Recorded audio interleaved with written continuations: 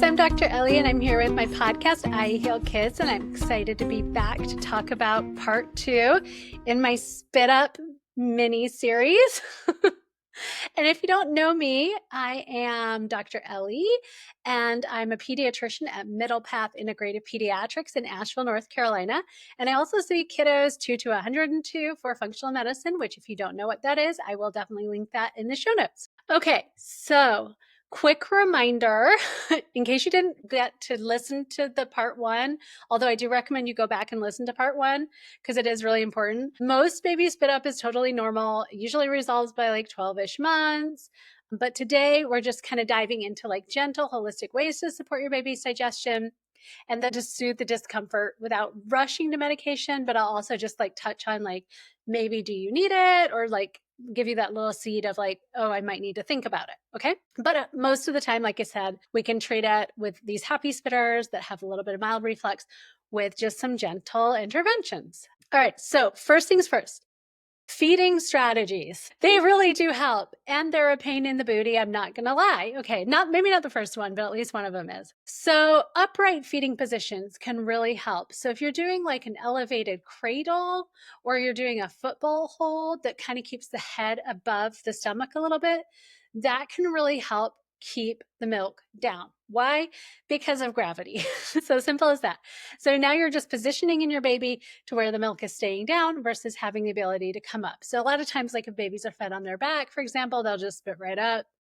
Not that you ever want to like, bottle prop, don't do that. But if you're feeding them while they're lying down, they're going to spit up more. So try an elevated cradle where you're kind of holding the head up a little higher, or a football hold where their head is like higher than their belly. That can really help kind of keep things down. This is the one that I think is a little bit of a pain in the booty. So feeding more frequently. I know y'all are like rolling your eyes right now, and I kind of am too. But the truth is, if you can do smaller feeds more often, that in general will help your baby spit up less. Why? Because they have a lot less of volume in their stomach all at once, and they can kind of keep it down. Now, I know most of you, especially with those little ones, it's like you're feeding them, they're cluster feeding, or they're feeding every 2 hours, and it may just not be reality that you can feed more often. But if you have the option to do smaller feeds more often, it really can help with the babies kind of keeping everything down. The other thing that can help is trying to keep the baby a little more upright for 20 or 30 minutes after the feed. Now, I don't want y'all, you can, but I don't want y'all to walk around just holding your baby for 20, 30 minutes because why? So you fed the baby. That takes what, like 30 minutes, depending on how quickly your baby eats, maybe 15 minutes, whatever.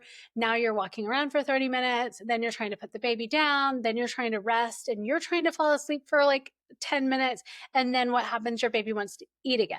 So because of that, that will be exhausting, and nobody can like sustain that. I highly recommend just trying to put them somewhere that is like at a 45-degree angle. So whether it's a car seat or a swing, not on, don't turn the swing on. Because they will spit up more. It's kind of like being on one of those like rides at the amusement park that twirls around or whatever. Don't do that to your baby, but put them somewhere where they're like at a 45-degree angle. Now, word of caution, I don't want y'all to put pillows and things in their bassinet or their crib, because that's going to cause what? Well, not definitely, but it could contribute to like sudden infant death. So you don't want any like bumpers or props in the bassinet or anything like that. But if you have a partner, if you have a car seat, if you have something that you can put your baby in that's like at a 45-degree angle, that can really help with this. Okay. Burping and pacing. Some babies will either just gulp food down because they have such an amazing suck, or because mom has like really forceful milk letdown. This can also happen too in bottle-fed babies, because bottle-fed babies tend to swallow more air. It's easier for them to eat, so they'll eat faster and all of that. And so what happens when, you have forceful milk letdown, or you have a baby that has a really strong suck, or you have a baby that is formula fed and it's just easy for them? A lot of times they will just swallow a lot of air. And if you have air trapped in the tummy, that increases the pressure in the tummy, and then they're more likely to spit up. So if you can kind of slow your baby down a little bit, maybe pop them off the breast, pop them off the bottle, and then just try and burp them for a few seconds. They may not, but at least just give it a try and give that milk a minute to kind of just go down and then pop them back on. That can really help. I know some of y'all have babies that are like so fussy when you take them off the breast. But if you have a super spitty baby, give it a try and see if it's helpful. Active play. So if you haven't, you shouldn't be doing this into like a newborn, but if you have like an older baby where you like, want to bounce a little or like put them on their tummy or something like that for tummy time, probably don't want to do that in like a super spitty baby right after a feed. And that's because why either the pressure on their belly or just that bouncing, the milk's going to come up. Again, it's like being at the amusement park right after you had a 64-ounce Coke. It's probably going to come up when you're at the top of the roller coaster. So try to avoid that one. Okay, natural things. Like what can you do on the natural side? Homeopathics. So we can use what we call Nat Phos, and it's homeopathic. And Boiron makes it. I don't like have any associations with them. It's just like the main company that I use because it's like common. And it helps to kind of like neutralize the stomach acid a little bit and helps with discomfort. It's a homeopathic medicine, which we know is safe to use in babies.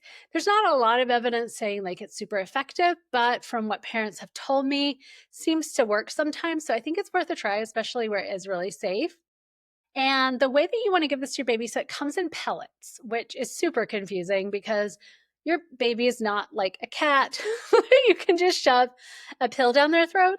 So just take take 3 of the pellets, dissolve it in a tablespoon of water. The pellets do not need to dissolve fully, you guys, because you will be there all day. But the medicine, the homeopathic medicine's on the outer coating of the pellet. So just let it sit in the water for, 5 or 10 minutes. And then you'll just extract 1 ml of that water and give it to, like 2 to 4 times a day to help as needed with the stomach discomfort. So that's a really good one to try. Another one you can do is Boiron also makes camellia, and it's chamomile. And they also make one called camellia tummy that I also like. Depending on your situation, just ask your holistic pediatrician which one might be best. But chamomile in general is very calming to the stomach, reduces irritability, it reduces fussiness. We use it in teething as well, just for that same property of like calming. And it comes with drops. So just depending on your kid's age, make sure you ask your holistic pediatrician like how much to take of that. Gripe water. So I get this question a lot as like, should I be doing gripe water? Like, is it okay? For the most part, it is. I mean, make sure that you run the brand and ingredients by your holistic doctor and your holistic pediatrician. But most of them, as long as it's like a clean brand that doesn't have a bunch of junk and preservatives and all of that in it and sugar and yuckies, most of them will have things just like ginger and fennel and lemon balm, maybe chamomile again. And these are all calming, carminative properties. That's what we say in the lingo, carminative. But it's just calming, and it can ease gas. Sometimes it can ease the spitting up as well. Okay. Just make sure, again, like don't grab a gripe water with like weird alcohol and stuff like that. Check the ingredients. Specific tips for breastfeeding parents. So if you're breastfeeding and you're a breastfeeding parent, you may actually try and take some herbs yourself. So teas are really good. So fennel tea is really good for digestion. And again, the chamomile is really good for digestion. You can take those and see if that's helpful for your baby because it can, go through the breast milk in some cases and help with spitting up. Another one I really want to talk about is the elimination diet. Here's the thing. In some cases, the elimination diet can be helpful. That said, sometimes what I see is breastfeeding parents who have gone down a awful, painful rabbit hole of eliminating almost everything from their diet. And now they're only eating like chicken and rice. We want to try to avoid that. And why is that? Because it's really hard to get nutrition that way. For a breastfeeding parent, it's also exhausting and really stressful. And is it really helping anyhow? Who knows? And so I just want to help everyone like avoid this situation. The most common triggers that I see in my practice is usually dairy and soy. And I do recommend if you are going to try to eliminate those from your diet to see what happens, that you do both. So don't do just dairy or just soy. And most people in our country aren't eating a lot of soy unless you're eating like a lot of Asian foods for some reason, like you really like edamame or something like that, soy sauce. But where I see it is like hidden. So like baked ingredients, a lot of times it'll be baked into things, which, when you're a busy new parent, a lot of times, unfortunately, we are grabbing for things that maybe would not be the best choice in the first place, but just like out of convenience, we grab like a processed food and then it has soy in it. And then next thing you know, baby's spitting up and blah, blah, blah. So eliminate the dairy and soy together because the immune system reacts to both in the same way.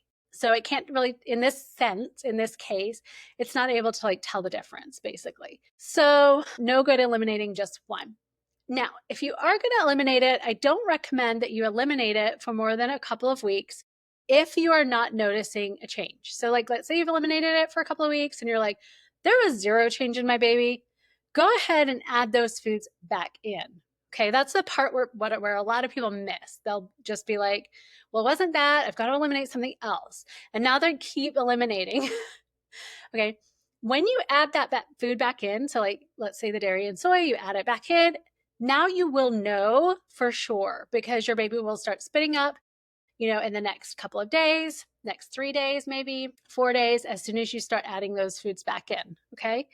If they don't, then you're like, cool, wasn't the dairy and soy, and you could move on to something else.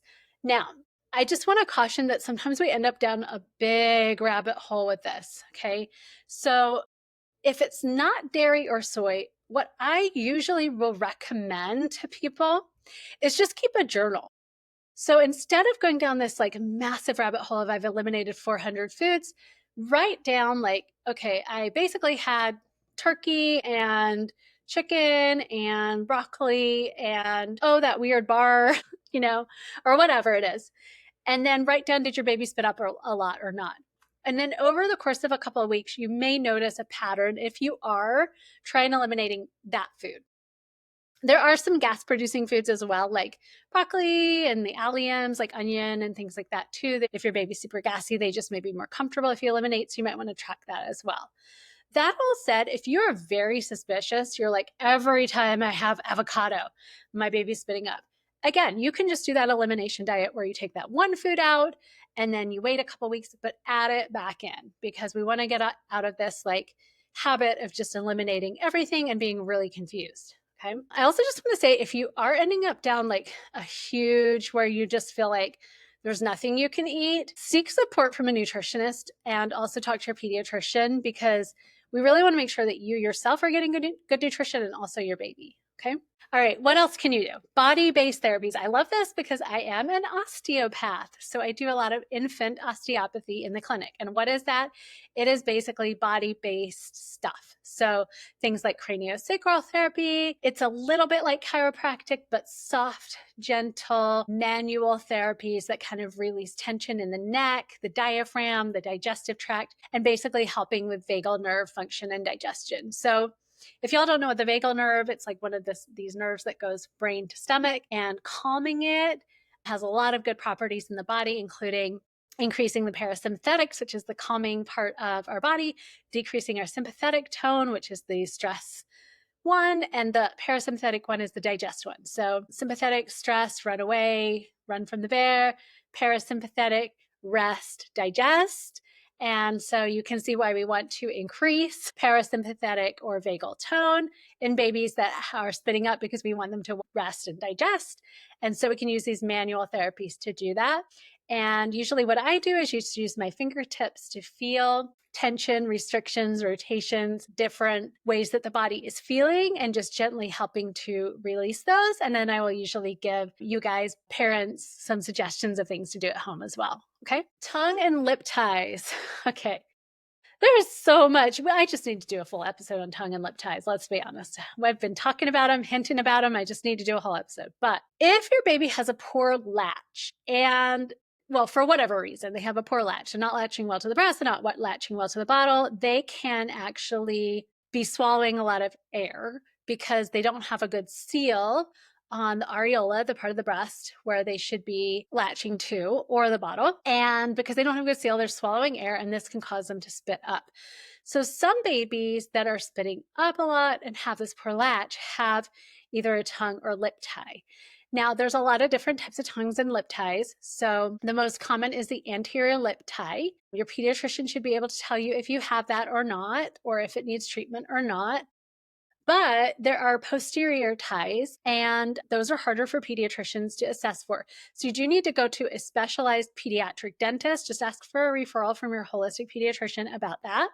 There are good ones in Asheville, and I would be happy to send you just to see if your baby has that.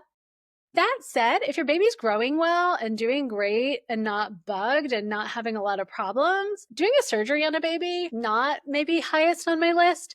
So this is really something we just want to do if, the baby's not growing well, not feeding well, not gaining weight, they're very, very fussy. Like there's a lot of symptoms that are going on. Okay. So just have a good discussion about it before just rushing over and getting like a surgery done. Okay, I'm trying to think. Who have I treated recently with all of this stuff? I feel like it's every single baby in my practice, you guys. I mean, let's be honest. There's been a couple babies with lip ties, or not lip ties, posterior ties in the mouth. One, I think, had a buccal tie, which is like the cheek. I don't know. There's been so many. Probiotics and all of that. Not a ton of evidence for reflux specifically. However, colic, which is kind of like abdominal cramping in the baby, another way to kind of say that.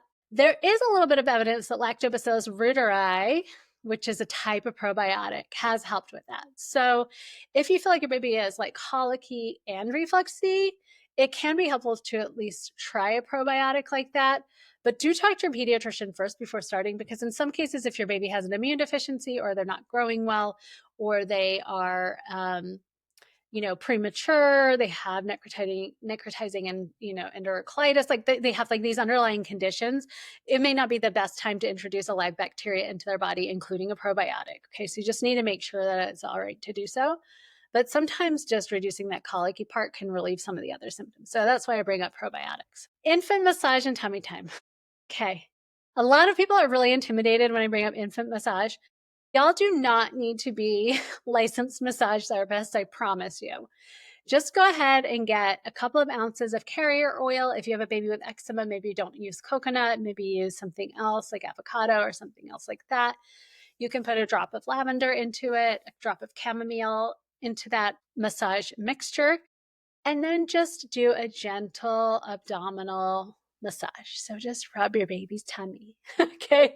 Just rub their tummy. Just gently, quietly helping to calm it down. You can also do a good little foot massage. You can just rub their little arms and legs, just like a very soft, gentle movement. That's all you need to do, you guys, for the tummy. And it can really, really help. Another thing that a lot of people don't think about, but I do because, holistic, we want to think about the environment. So stress for anyone can worsen this kind of stuff. So like if you've ever had heartburn, usually it's like, oh, I had that greasy food or something like that, or coffee, but it also can be like, oh, I had that really stressful day at work and now my tummy hurts and I'm feeling heartburn.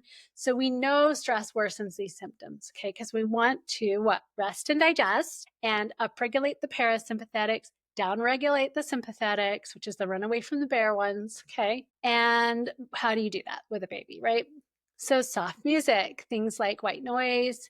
You want to dim those lights. You can cuddle and comfort. Again, the baby massage, talking gently. And the biggest one, you guys, this is so hard in the moment or at any time when you're stressed and tired and exhausted with a new baby, regulating your own stuff.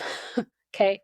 So obviously, when your baby is spitting up everywhere and you're exhausted and you have not slept and you have not eaten and you need to go to the bathroom and you need a shower and you need help, it's going to make things worse because your stress level is through the roof and the baby will feel that. So if you have at all the privilege of having friends, family, doula, any kind of support help you, please invite them into your life. People are dying to help. And a lot of times we think we just have to do it all ourselves. And even if that help is, please do the dishes, please do the laundry, even if it's not something with your baby, please go to the grocery store. That can really help you out. Or like, hey, can you hold my baby while I go to the bathroom and take a shower? So get that help. And if you need to walk away, especially if you're partnered, if you have that option to walk away in that moment, you may need to do so. Just pass that baby off. Go and take 10 breaths. The baby will not die from crying. It's hard to hear, but they will be okay. And sometimes just like regrouping yourself and taking, even 10 seconds to just take a couple of deep breaths can really improve the situation and allow your nervous system to regulate so that the child's nervous system can regulate. And I really like talking about this because I personally think that the parent-child dyad or parents-child triad is something that we do not talk about enough at all. And I do not understand why we're still, to this day, trying to medically treat a child or holistically treat a child by taking them out of their environment. So what do I mean by that? Is this concept of symptoms are outside of the home, or it's outside of the lifestyle, or it's outside of the family dynamic, that somehow things are unrelated, when of course everything is related, right? Which is the great thing about functional holistic medicine, is why I love it. And it's also the frustrating thing for most people, because it's never just one thing. It never is. There's always so much more nuance. Okay. And I would love to talk about that more. Tell me if you're interested in hearing about all of the energetics and interrelations that I'm interested in. It may just be me. So if you're not, let me know. But if you want to hear about that, tell me that too. When do babies need more intervention? We kind of talked about this before, but I'll just highlight again some of the things. So there's super, super red flags. And then there's things that it's like, do I need a pharmaceutical for a short time? And I would say, like, most of the time we're trying not to use pharmaceuticals. And even in the conventional world, I think they finally have come around to this. But on occasion, there may be a time where a baby is just not gaining weight. Well, that is no good, because then they can't grow and they can't develop. And, if it's so severe that they're not gaining weight, then obviously they're going to become malnourished and have a bad outcome. So we want them to gain weight. So if they're not gaining weight, or they're absolutely refusing to eat, this can really be a sign that they're just not thriving. They need prompt evaluation. And second of all, they may need further intervention, okay? Because again, we're in the middle path, right? So we're not all over here where we never do anything pharmaceutical. We're not all the way over here where we're doing everything pharmaceutical from the get-go. We're somewhere in the middle, trying to make nuanced decisions about our kids' health. Same for marked irritability and signs of pain. So if your baby is super, super fussy, they seem very uncomfortable all the time, they cannot sleep, they cannot relax, they don't want to eat because they're irritable, they are arching their back, they're having what's called Sandifer syndrome, having real discomfort. It's not just spit up. They are miserable. You are miserable. That may be a time where you may want to think about short-term use of some kind of antacid, okay? Again, not the first thing we start with, because those are also fraught with problems if you use them for long term. And note how I said short-term use, okay? Because things are very different depending on whether you use them for, a couple of months or your entire life. We talked about this in the last episode, and if you haven't heard that episode yet, go back. But again, if you're seeing blood in the stool or spit up, you're seeing extremely forceful vomiting that's projectile, then definitely go in somewhere right away. Same with respiratory symptoms, cough, wheezing, or your baby's stopping breathing, then you need to get evaluated, because it might be something more than just a pharmaceutical. So what pharmaceuticals am I talking about? We're usually talking about PPIs or H2 blockers. What the heck is that? You might have seen all of this stuff in the adult aisle. Don't give your baby adult medicine, but in the adult aisle, you see like Pepcid and Zantac and all of that. It's that kind of group of medicine. Just don't grab a pill, y'all. Get a prescription for a liquid from your pediatrician, okay? Some babies that are very uncomfortable, not gaining weight, not growing well, not developing well, do need something for the short term, just to kind of help them bridge the gap until the symptoms start to subside. That being said, you should have hopefully tried all of those other holistic things first. I think in the next episode, we're going to talk all about like ultrasounds and endoscopies and things like that, like when you should be pushing for that or not. But I would just, as a side note, like prokinetics, like things, they have like a really limited role and they have safety concerns. So you would need to be at a GI and like some major issue would be going on. So anyway, if you're hearing anything other than like the antacids, it's probably not recommended. All right. So all that to say, you guys, you really do not have to jump straight to medications. There are like a lot of like safe and gentle things that you can do to support your baby. All of those things that we talked about, from the osteopathic stuff that I do to the herbs to the homeopathy. I'm happy to advise you if you live in or around Asheville, North Carolina, about that. If you're not in the area and you need a pediatrician, especially if you're noticing those warning signs, definitely reach out. I do have a whole course on how to feed your baby between 0 and 1 year. So if you are interested in that, I think it's good because it helps with like some of the functional stuff like gut health and things like that, which can really support digestion. So you may want to check that out as well. All right, everyone, thank you for listening. Please subscribe, please review, please share with that friend in your life that has a baby. I would so appreciate it. And again, if you're in Asheville, North Carolina, please come and see me. I see kiddos ages 0 to 21. I'm a holistic pediatrician, and I do functional medicine ages 2 to 102. All right, wishing you well. Bye, guys.